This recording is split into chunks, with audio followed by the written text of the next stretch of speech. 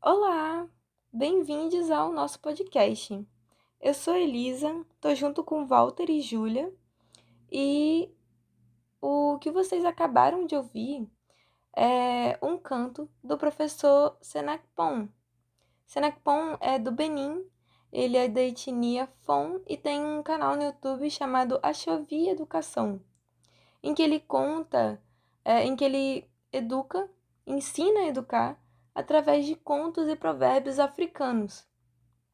Ele diz que para você contar uma história, você precisa de uma climatização. E é a partir desse canto que a gente vai começar a contar uma história para vocês. O pássaro alça o seu voo pelo tempo, atravessando o Oceano Atlântico e chegando na enseada da África Ocidental, no território que hoje chamamos de Benin. Logo podemos ver um reino. Você já ouviu falar no reino de Daomé? É a história dele que nós vamos contar hoje. Esse reino foi muito influente.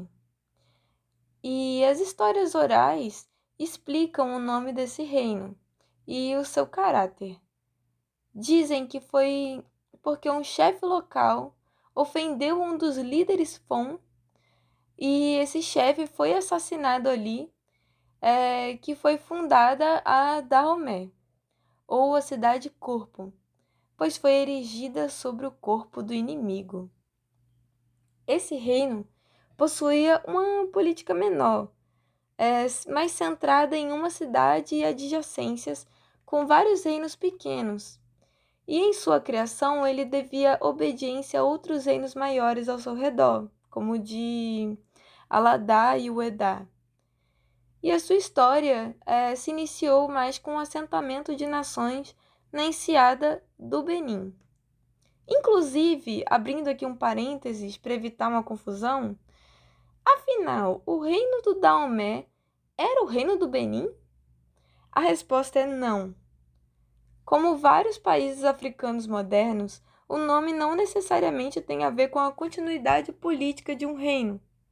Esse é o caso do país Benin.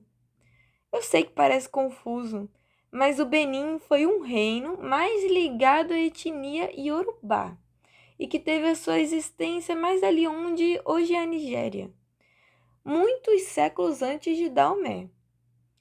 Esse reino, que antes de se chamar Benin chamava-se Ignomigodo, deu o nome à enseada onde hoje é o país Benin, e onde estava, depois de séculos, localizado o reino do Daomé. Então, o reino deu o nome à enseada, que deu o nome ao país. E Daomé estava ali no Benin. Então, eu espero que tenha sido resolvida essa confusão. Fechando parênteses, a gente poderia chamar o reino de Daomé de Fon, pois essa era a nação mais dominante, né, entre as outras que conviviam ali naquele território. Como já falamos, esse reino era extremamente, quer dizer, esse reino de Daomé era extremamente militarizado, muito mesmo. Tanto é que praticamente toda a sua organização social e política girava em torno disso. Esse caráter guerreiro tinha a ver com o forte expansionismo do reino, que era essencial para sua economia. As invasões ocorriam em espaços independentes da habitação populacional, ignorando a existência e a cultura dos demais, vencendo pela força de suas armas, declarando a vitória naquele espaço por meio da destruição de altares e símbolos de deuses dos povos subjugados. Essa expansão era importante para a economia porque buscava principalmente a proximidade com os europeus, que estavam instalando feitorias de tráfico de diversos produtos, inclusive do que eles chamavam de produtos, mas que eram pessoas, para servir de mão de obra escravizada nas colônias. A base da economia do reino de Daomé era a captura de pessoas para vender para esses europeus, que proporcionava ao Daomé suprimento militar e político. Basicamente, esses reinos que estavam próximos da influência europeia viviam um ciclo vicioso. Se você tem mais pessoas para vender, você tem mais capacidade de negociar com os europeus. Por armas de fogo, por exemplo.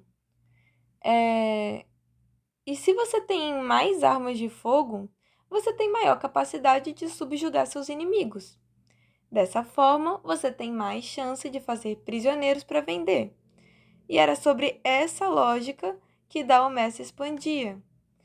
Os europeus se aproveitavam do fato de que a região onde se localizava o Daomé era de muita competição entre lideranças por recursos, influência, autoridade, tendo em vista a pluralidade étnica da costa oeste da África. Inclusive, algo que demonstra essa relação é que muitas fontes históricas que documentam o reino de Daomé, que começou ali no século XVII, são os escritos de traficantes europeus que, faziam tráfico de pessoas escravizadas. Esses escritos demonstram características da formação social do reino, relatando a importância do rei, chamado de arrosso, e dos chefes locais, papel conferido geralmente aos responsáveis mais velhos. Além desses participantes, haviam outros destaques na corte real de Daomé, como os funcionários, que eram civis, para que não apresentassem ameaça à figura do rei. E para que os outros, que não eram funcionários da burocracia, estivessem focados em cumprir o dever militar. A corte era composta por espécies de, se é que podemos chamar de ministros, que eram todos homens, mas que sempre possuíam um contraposto que era uma mulher. Ou seja, para cada cargo que tinha um homem, tinha também uma mulher. Isso se dá por conta da ancestralidade feminina que havia na cosmologia dos Fon. Mas é importante destacar, não é porque havia espaço na política para as mulheres que o reino de Daomé era progressista, liberal, lindo, maravilhoso. Esses conceitos não fazem parte da forma de pensar dos Fon da época e foram interpretados por nós ocidentais depois. E o pensamento de organização deles era em sua maior parte masculino. O arrosso é a figura mais importante para a tomada de decisões, sendo que, em caso de empecilhos específicos, ele, junto com os outros chefes de outros povos, iriam buscar formas alternativas para a decisão, como uma assembleia. Essa ação de reunir as pessoas e desenvolver debate era um costume deles. Era uma ação presente no Grande Conselho, que buscava reunir os problemas presentes na vida em conjunto naquele espaço e debater as alternativas para que uma possível solução em coletivo fosse tirada. Mas a atitude final era do arrosso. No caso do rei, houveram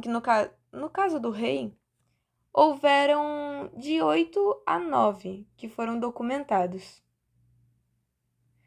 E o papel de poder era um papel masculino. As mulheres, elas até podiam ser, princesas. E houve um caso específico em que uma mulher governou por 1 ano, mas foi, muito específico.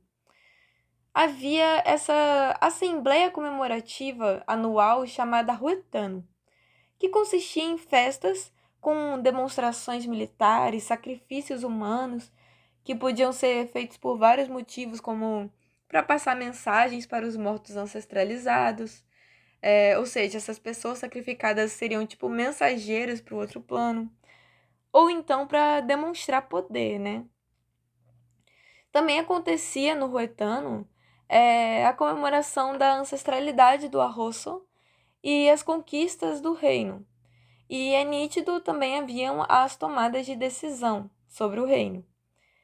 Na corte havia apenas um cargo que era ministrado exclusivamente por uma mulher, que era Podito, que era a rainha-mãe.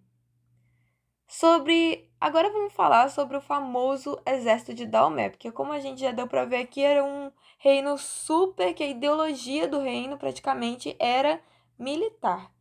Então, a base do reino era o exército de Daomé.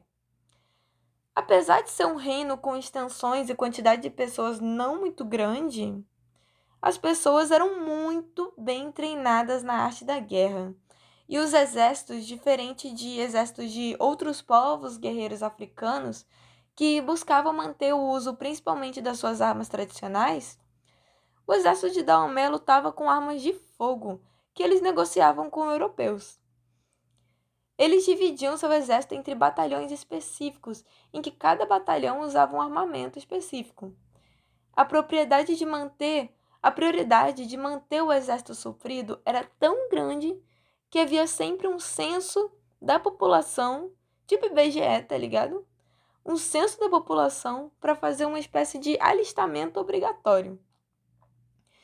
Mas o que mais chama atenção é a participação das mulheres no exército. As mulheres guerreiras estão na formação do Daomé desde o início, e existem algumas suposições de como esse exército feminino se formou. Dizem que começou com os conflitos com o Oió, que perdendo muitos homens, tanto em combate quanto pelos tributos que deviam ser pagos ao reino de Oió. Oió era um dos reinos em que o reino de Daomé era subjugado, né, assim como o Edar. Um dos tributos que era pago ao Oió era em homens.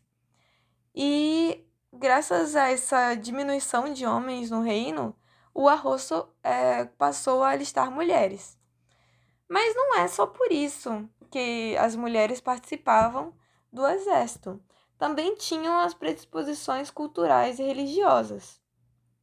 Um termo usado para se referir aos batalhões femininos nessa época de conflitos com o Oió era guibeto. Mas nos séculos XVIII e XIX, elas passam a ser chamadas de Minot e depois de Arrossi. Minot quer dizer mãe e Arrossi é esposa do rei, ou do Arrosso, né, como a gente já sabe, que era o rei do reino de Daomé. Elas atuavam em várias posições militares, inclusive como guarda-costas. E elas não podiam se casar, não podiam ter filhos e deveriam ser virgens, incorporando um aspecto religioso mesmo. Elas tinham uma posição de muito prestígio nessa sociedade. Agora a gente tem que dar uma olhada numa parada. Os europeus e nós ocidentais fazemos um processo de romantização delas, sabe? E elas têm influência na nossa cultura, inclusive. Por exemplo, elas aparecem como inspiração no filme Pantera Negra. E recentemente foi lançado o filme A Mulher Rei. My king, the Europeans wish to conquer us. They will not stop until the whole of Africa is theirs. We must fight back. Que conta a história das Amazonas de Daomé e ocorre na época do Arrosso chamado Gesson, de quem a gente vai falar mais tarde. Calma aí. Pensando na influência de Daomé dentro e fora da contemporaneidade, para fora de África, filmes como A Mulher Rei buscam fazer um reforço positivo de empoderamento feminino sobre esse reino. E são muito importantes de fato para contar histórias de África que não são conhecidas. E não são só de dor.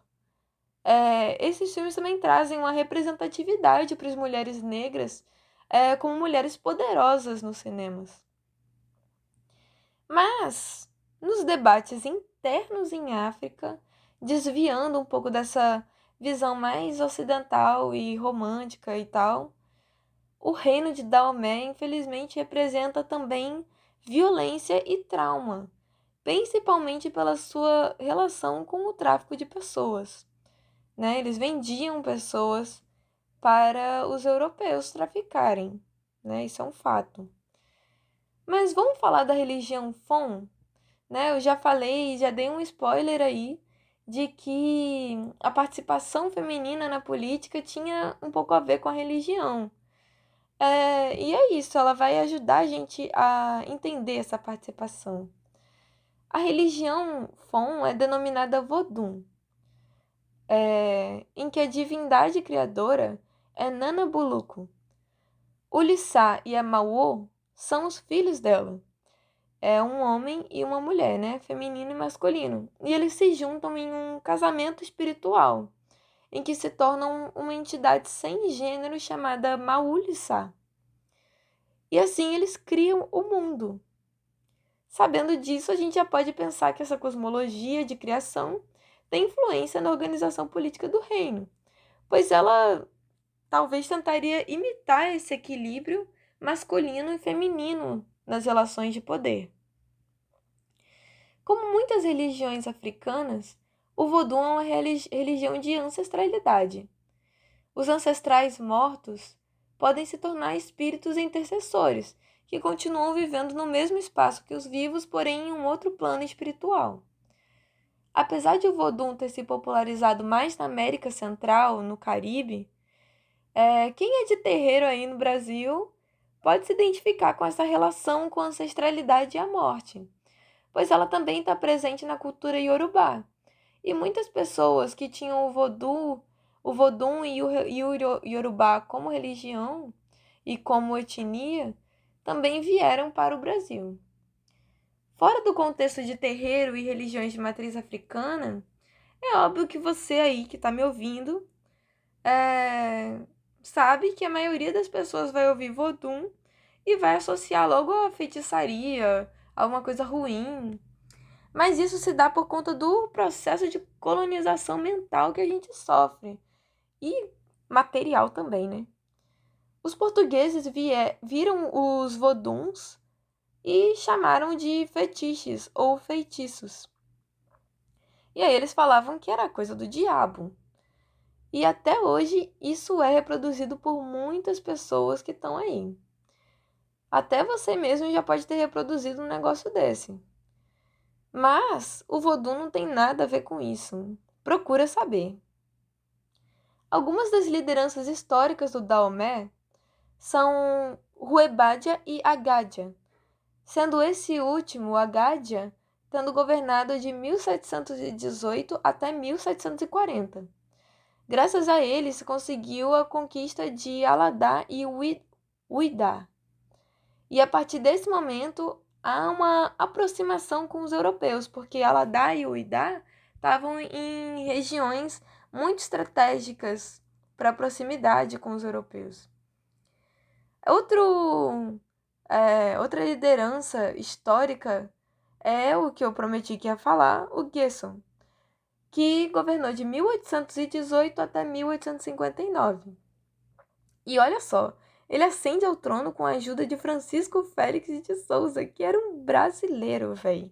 Ele foi nascido na Bahia e, diga-se de passagem, ele talvez tenha sido o maior traficante de gente de todos os tempos. Esse brasileiro se torna um xaxá, que é tipo um vice-rei, uma pessoa de confiança do Arrosso.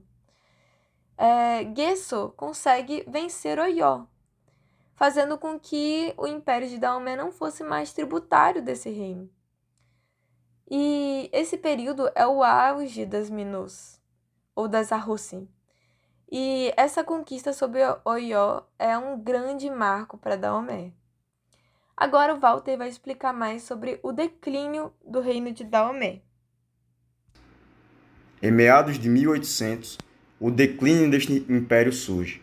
Com os europeus requisitando a abolição da escravidão, esse império africano se tornaria cada vez mais fraco, por não possuir prisioneiros inimigos sendo escravizados. A escravidão era uma prática muito comum entre alguns povos africanos por conta de batalhas travadas entre os mesmos. A derrota de um lado deixaria o outro vencedor. Com os escravos do grupo derrotado, era comum serem aprisionados e aceitarem forçadamente servir ao rei em troca da vida, casa e família. Com o império enfraquecido por conta das tropas britânicas bloqueando a costa, Daomé opta por ataques e disputas territoriais, acarretando numa disputa de território com a França, gerando a Primeira Guerra Franco-Daomeana, com resultado negativo para o reino de Daomé. E 4 anos depois, em 1894, o Império de Daomé finalmente cai. Após a queda do Império, Abomey, capital do reino de Daomé, é tomada pelos europeus, assim como outras partes do continente africano. Consequentemente, sofre com as mesmas práticas que o antigo reino de Daomé e outros povos aplicavam, a escravidão. Porém, uma escravidão transcontinental com a África, sendo alvo da França, Inglaterra e até do Brasil, se beneficiando da escravidão excessiva, desumana e extremamente desonrosa para qualquer um que fosse pego pelos países dominantes na época. Como foi muito bem trazido por Walter, o reino de Daomé perde a disputa territorial contra a França e passa a ser um protetorado dela. Mas o fim desse reino se dá definitivamente no contexto do imperialismo, que ocorre a partilha da África, ali no final do século XIX, início do século XX. A partir do momento em que a França issa sua bandeira em Abomey, o Arrosso passa a ser apenas um líder espiritual e cerimonial, sem mais um poder político efetivo sobre o Estado. O fim de verdade vem em 1904, em que os franceses criam a África Ocidental Francesa, e durante 54 anos o domínio imperialista se dará, com um apagamento social, cultural e etc. Esse apagamento feito pela França, pelo menos no Benin, pode não ter sido tão violento, no sentido genocida, como foi com outros países da África nesse período de partilha dela e de imperialismo. Mas foi muito grande a violência, sim. O que a França fez foi basicamente fazer com que os espaços fossem transformados e o povo fosse perdendo a sua conexão com o passado. O Benin contemporâneo, assim também como vários países que passaram por esse processo de imperialismo em África e até hoje, vivem um processo de instabilidade política. Mas as permanências continuam. E o próprio professor Senghpoun é uma prova disso. Ainda hoje, o povo Fon carrega os seus traços culturais. A cultura, a ancestralidade resiste. Outro exemplo da cultura e da ancestralidade resistindo é que até hoje existe a monarquia do reino de Daomé, apesar de não existir mais o reino, que é representada pelo Arrosso. Então, hoje em dia, existe uma disputa política para saber quem é o verdadeiro herdeiro do reino de Daomé. Agora, para finalizar, vamos pensar sério a escravização para o continente africano, mas mais especificamente para o reino de Daomé e etnia Fon, e pensar também ela com o passado colonial do Brasil. Bom, de início a gente já tem que estabelecer uma coisa. A escravização no continente africano e para a etnia Fon especificamente era diferente. Havia a perda da liberdade política, que era chamada de Canumon, e ela tinha variações. Na sociedade do Daomé, haviam os Devi, que eram escravizados domésticos, os Atsuatu, que eram empregados no trabalho, por exemplo, na fabricação do óleo de palma e produção agrícola. Haviam os Gibano, que eram tipo escravizados por dívida. Os Kanomon Vodunse era uma escravização religiosa e deviam trabalhar em cerimônias e nos templos religiosos. Kemesse eram os exilados, ou seja, os escravizados por serem criminosos. E Ganto eram os prisioneiros políticos, né, os prisioneiros de guerra, que aí sim esses eram os vendidos sacrificados, ou sacrificados, né? Por isso, comparar a escravização no continente africano e no reino de Daomé com a Atlântica é muito difícil. Não adianta vir com um papinho de porque os povos africanos já escravizavam e os europeus só compravam. Minha gente, não tem comparação. Quer comparar essa escravização do reino de Daomé, ou que era feita em África, com a que os europeus faziam, que atravessavam as pessoas pelo mar, tirando delas qualquer possibilidade de ver de novo o seu território, e arrancavam qualquer humanidade, tentando destruir todos os laços com a ancestralidade e o passado dessas pessoas, que para elas era tão essencial para a existência? O tráfico transatlântico tem um peso colonial. A escravização africana é bem diferente, tem a ver com as dinâmicas específicas dos povos africanos. O Daomé foi muito fundamental para as economias coloniais, e isso inclui o Brasil. Mas a relação do reino de Daomé e do império, né, do Brasil, ela era muito mais com relação ao tráfico de escravos em si, de pessoas escravizadas em si. E o reino de Daomé se relacionava com o Brasil muito mais através de Portugal.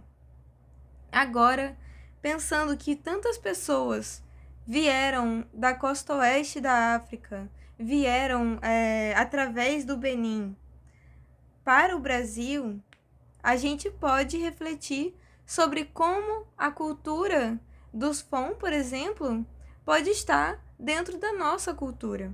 Então, uma parte da história deles também é parte da nossa história.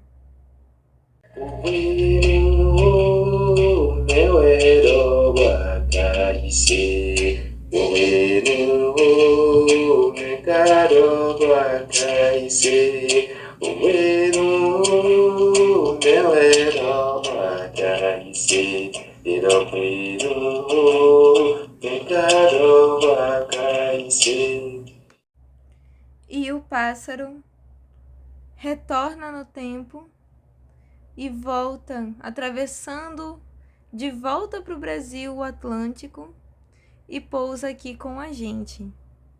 Esse é o fim da história, se bem que a história não tem fim, né?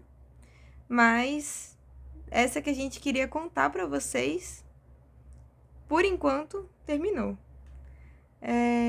A gente agradece muito por você ter ouvido até aqui esse podcast. Ele foi produzido para a matéria de História da África 1, da professora Mariana Brax. E nós somos da Universidade Federal de Sergipe. Então, agradecemos muito mais uma vez. A gente utilizou os áudios com função Nova Senzala, do artista Mambu. Usamos também o áudio do professor Senakpon, e você pode ir seguir ele no canal Achovi Educação. Nós também usamos áudio do Eduardo Bueno, do vídeo Traficante dos Traficantes, do canal Buenas Ideias. E também usamos uma parte do trailer da Mulher Rei. Algumas das nossas fontes foram o Reino de Daomé, dos Primórdios à República do Benin, que foi um podcast do Leitura Obriga História. Também utilizamos o artigo Arte, Mito e Educação entre os Fon do Benin, a Estátua de Gu, escrito por Rogério de Almeida e Júlio César Nogueira Bauro, ambos da USP. Nós também utilizamos as informações que existem sobre o Benin e o Reino do Daomé, da Wikipédia, do Brasil Escola e da Fundação Palmares. E é isso. Até um outro episódio.